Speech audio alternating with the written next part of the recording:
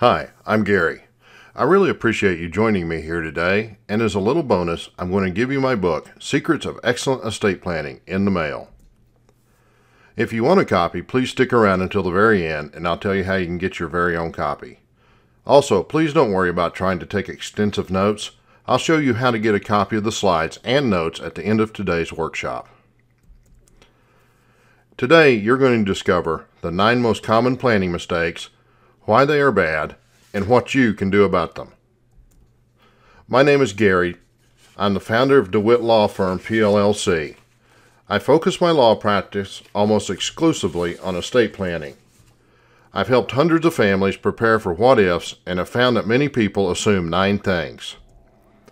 The information I'm going to share with you today is very important if you want to be prepared.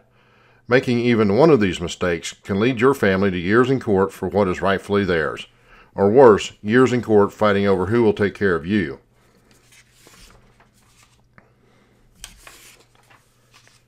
An estate plan is about more than just your money and stuff. It is about protecting your right to make decisions and choices. Without a durable power of attorney and healthcare power of attorney, your family can end up in court spending thousands of dollars to get a guardianship over your rights to make decisions and manage your money and assets. Once they get the guardianship, they, not you, get to make your choices as to where you live, how your money is invested, how your health care is managed, and more. They get to take over and manage your life. Under the HIPAA laws, your loved ones don't have access to your medical records. The doctors aren't even supposed to discuss your condition with your spouse. A HIPAA waiver or medical information release gives doctors and other healthcare professionals permission to speak to others you have named.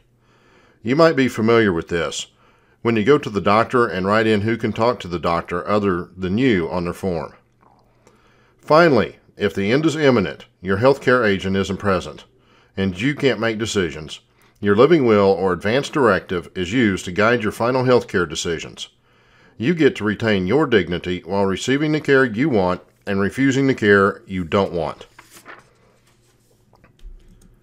Number 2. Assuming a last will and testament avoids probate.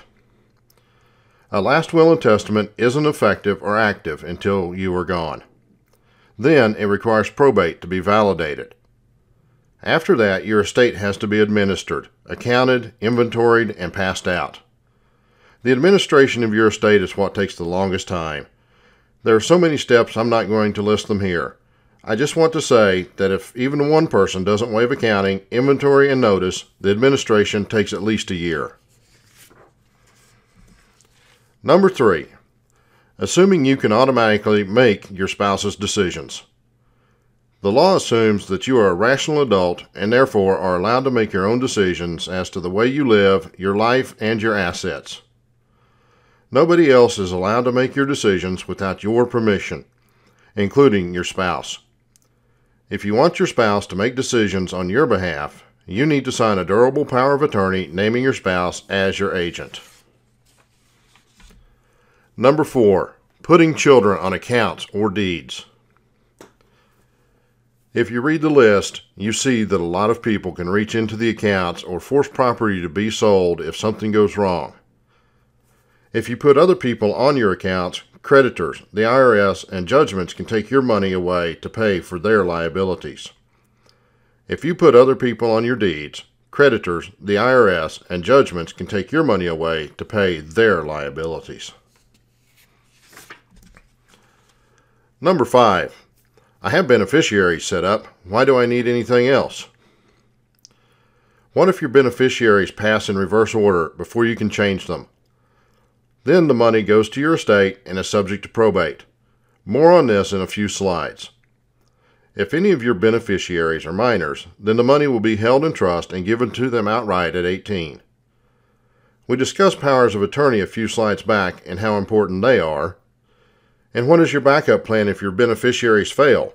Where will the money go? You need a safety net, and a trust is ideal. Number 6. Thinking my family will do the right thing. This makes me cringe when I hear it. At least once a month, I have a family come in to discuss something like this. Hey, Mom passed and left everything to Dad. Dad changed his estate plan and left it all to the sect of the sacred. What can we do? Well, unless you can prove Dad was incompetent, which can be very difficult, there isn't much to do. The other case goes like this. Dad left everything to stepmom, assuming she would do the right thing. Stepmom then changed her estate plan to leave everything only to her children, cutting Dad's children out. Again, there isn't much to do.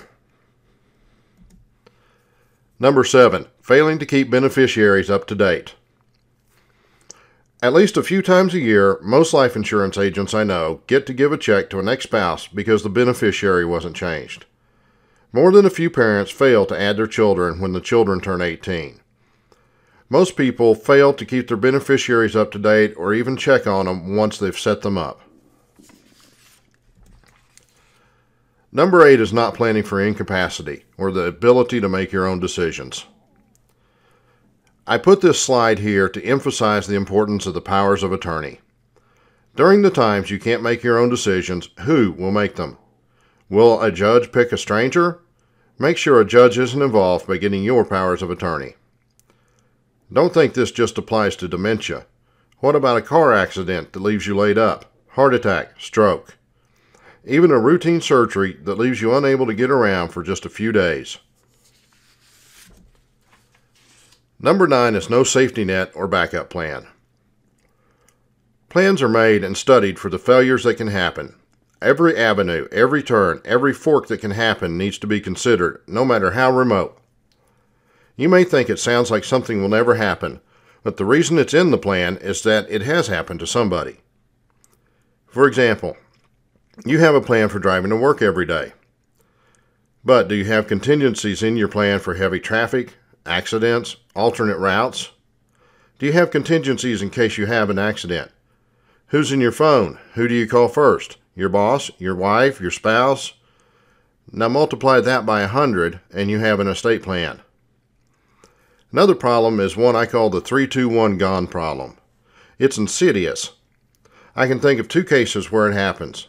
The first is in a car accident. So your son is taking you and your spouse to the doctor. You get in an accident. Your son, the final beneficiary on accounts, perishes first. Your spouse, the first beneficiary, perishes a few days later.